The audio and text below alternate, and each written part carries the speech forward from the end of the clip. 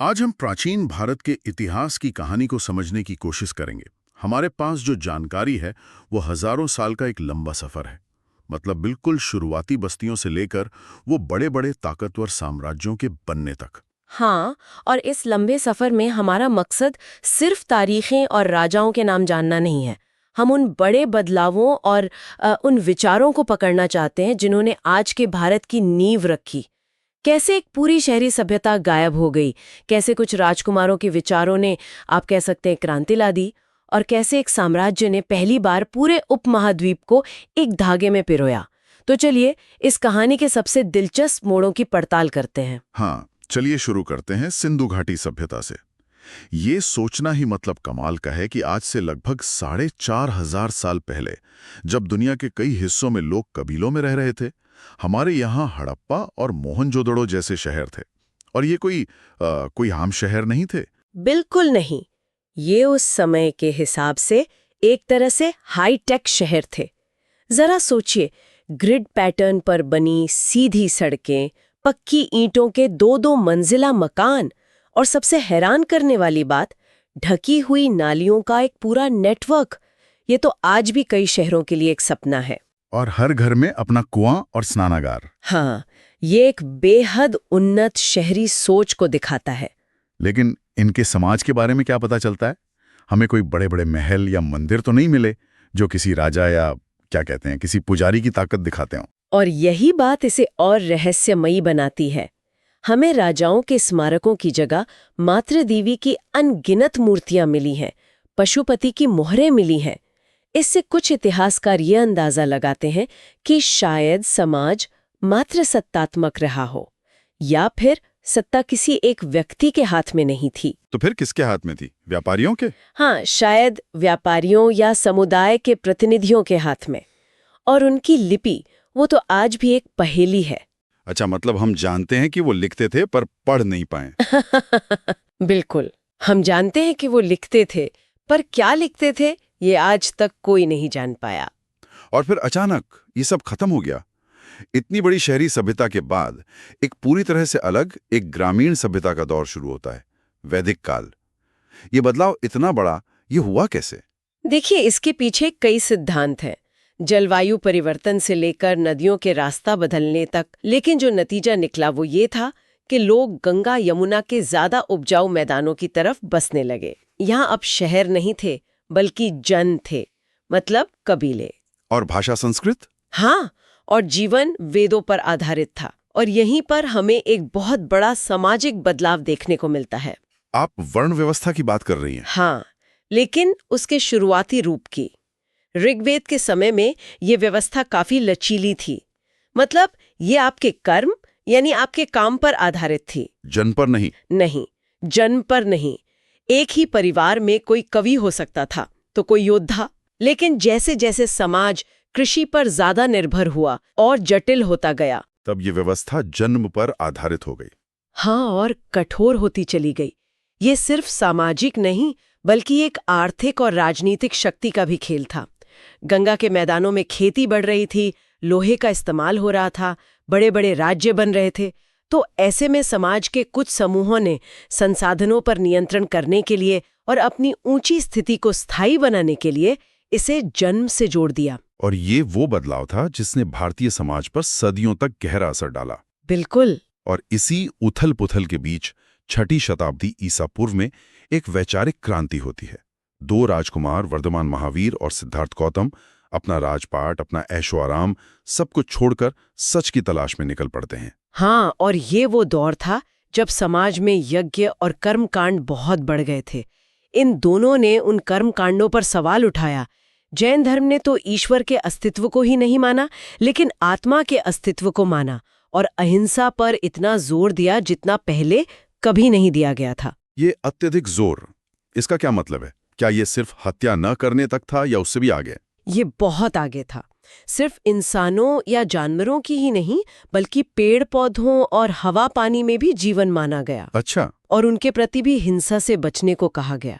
इसीलिए जैन मुनि आज भी मुंह पर पट्टी बांधते हैं और जमीन देखकर चलते हैं। सही बात है। और दूसरी तरफ गौतम बुद्ध ने मध्यम मार्ग की बात की। ना तो कठोर तपस्या, ना ही पूरी तरह भोगविलास। सही। उनके पहले उपदेश को धर्म चक्र प्रवर्तन कहा गया, मतलब धर्म के पहिए को गति देना। ये तो अपने आप में एक बहुत बड़ी क्रांति रही होगी उस समय, धर्म को कर्मकांड से निकालकर एक व्यक्तिगत अनुभव और दर्शन बनाना। बिल्कुल। और आगे चलकर बौद्ध धर्म का जो विभाजन हुआ महायान और हीनयान में, वो भी एक बड़ा वैचारिक मोड़ था। हाँ। हीनयान में बुद्ध को एक महापुरुष माना गया जिसने रास्ता दिखाया, जबकि महायान शाखा में बुद्ध की मूर्ति पूजा शुरू हुई और बोधिसत्व का विचार सामने आया। बोधिसत्व का विचार मतलब वो जो खुद निर्वाण पा सकता है लेकिन दूसरों की मदद के लिए इसी दुनिया में रुका रहता हाँ। है। हाँ।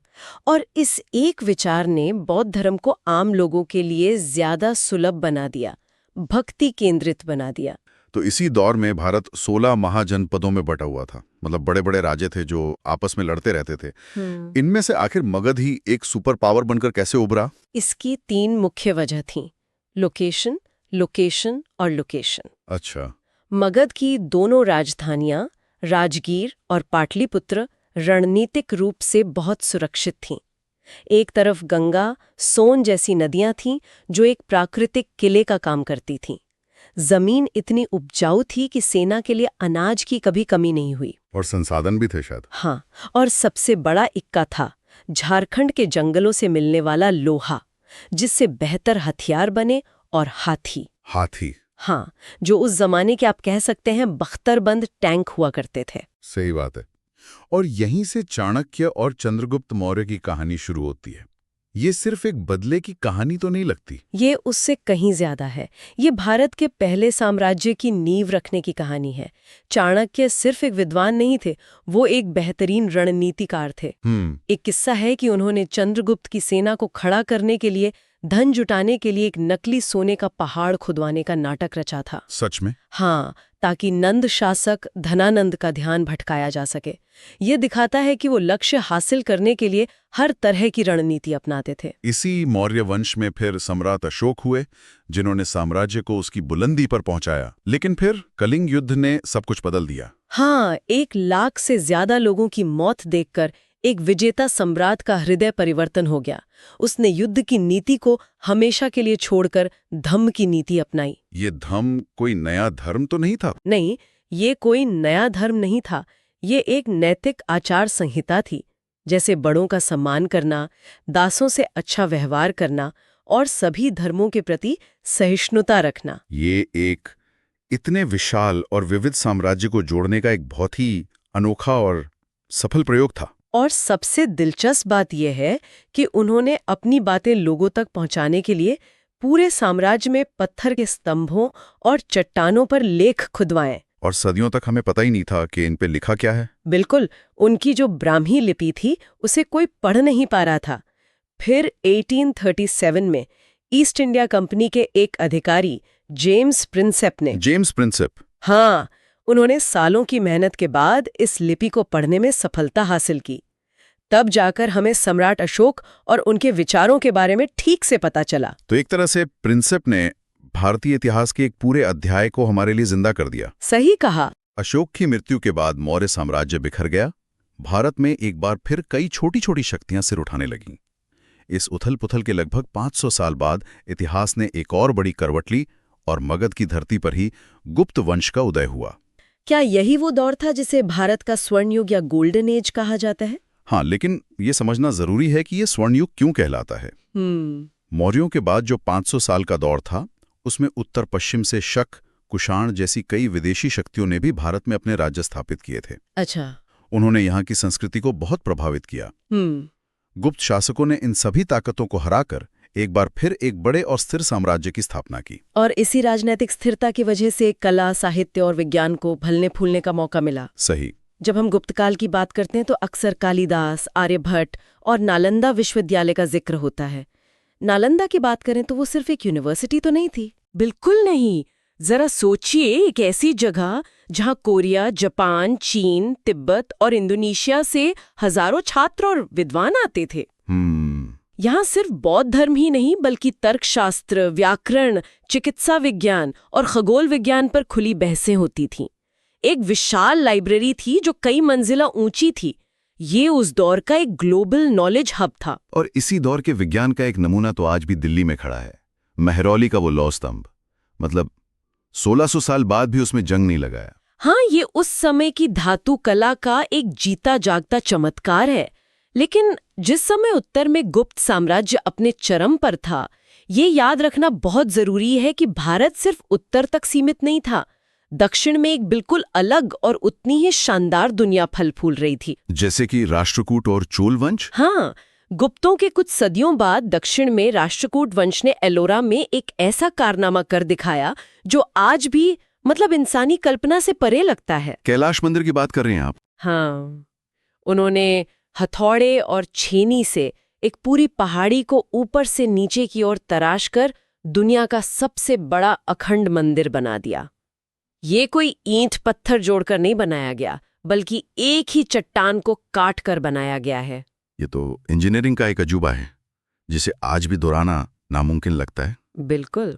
और चोल वंश की नौसेना, मैंने पढ़ा है कि वो अपने समय की सबसे ताकतवर नौसेनाओं में से एक थी। सिर्फ ताकतवर नहीं, वो एक समुद्री साम्राज्य था।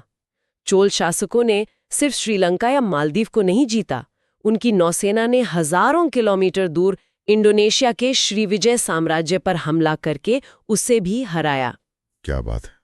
उन्होंने बंगाल की खाड़ी को चोलों की झील बना दिया था। ये उस दौर में एक ग्लोबल मैरिटाइम सुपर पावर होने जैसा था। वाह। तो आज हमने शुरुआती बस्तियों की पक्की ईंटों से लेकर उन शक्तिशाली साम्राज्यों तक का एक सफर देखा जिनकी कला, विज्ञान और दर्शन ने दुनिया पर अपनी गहरी छाप छोड़ी। हाँ, और हमने कुछ बड़े वैचारिक बदलाव भी देखे। एक सुनियोजित शहरी सभ्यता से ग्रामीण कबीलों की ओर, फिर कर्मकांडों पर सवाल उठाकर गहरे दर्शन की ओर, और क्षेत्रीय शक्तियों के आपसी टकराव से निकलकर पहले अखिल भारतीय साम्राज्य के निर्माण तक। उत्तर से लेकर दक्षिण तक एक साथ कई कहानियां चल रही थी। बिल्कुल। और आखिर में हम श्रोताओं के लिए ये विचार छोड़ जाते हैं। आज हम लोकतंत्र की बात करते हैं, लेकिन आज से लगभग 2500 साल पहले वज्जी जैसे महाजनपद में एक तरह के गणतंत्र का प्रयोग हो रहा था, जहां राजा नहीं बल्कि प्रतिनिधि मिलकर शासन चलाते थे। और सम्राट अशोक का धम्म का विचार, यानी बिना युद्ध के एक नैतिक आचार संहिता से एक विविध साम्राज्य प्रशासन करना, ये आज की दुनिया में कितना प्रासंगिक है। प्राचीन भारत का कौन सा विचार या आविष्कार आज भी हमारे जीवन को सबसे ज्यादा प्रभावित करता है?